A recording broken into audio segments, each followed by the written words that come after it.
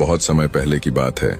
वृंदावन में श्री बांके बिहारी जी के मंदिर में एक पुजारी जी हर रोज बड़े भाव से सेवा किया करते थे। वे रोज बिहारी जी की आरती करते, उन्हें भोग लगाते, शयन कराते और अंत में भगवान के बिस्तर के पास 4 बूंदी के लड्डू रख देते थे। उनका यह भाव था कि यदि रात में बिहारी जी को भूख लगे तो वे उठकर खा सकें। हर सुबह जब मंदिर के पट खुलते तो भगवान के बिस्तर पर प्रसाद बिखरा मिलता था। पुजारी जी को विश्वास था कि भगवान सचमुच आकर लड्डू खाते हैं। लेकिन एक दिन बिहारी जी को शयन कराने के बाद पुजारी जी लड्डू रखना भूल गए।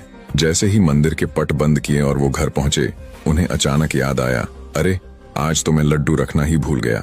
वो बेचैन हो गए। रात बहुत हो चुकी थी, सब दुकानें बंद हो गई थीं। वे सारी रात परेशान रहे।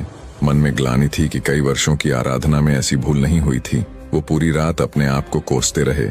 इसी बीच उस तरफ आधी रात को वृंदावन की एक महिला जो बूंदी के लड्डू बनाकर अपनी छोटी सी दुकान पर बेचती थी, दरअसल इसी महिला के लड्डू पट के लिए भी भिजवाए जाते थे।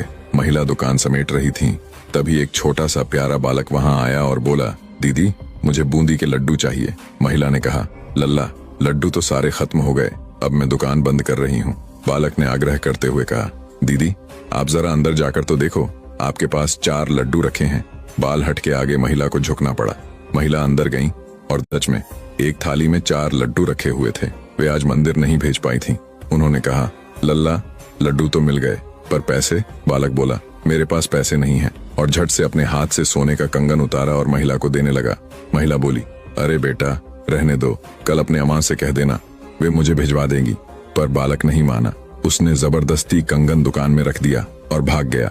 सुबह जब पुजारी जी ने मंदिर के पट खोले तो देखा भगवान बिहारी जी के हाथ में जो कंगन हमेशा रहता था वो नहीं था। पुजारी चौंक गया और हड़बड़ी में इधर उधर ढूंढने लगा। बिहारी जी के आभूषण में से कुछ नहीं लिया गया था, बस वही कंगन गायब था। बात पूरे वृंदावन में फैल गई।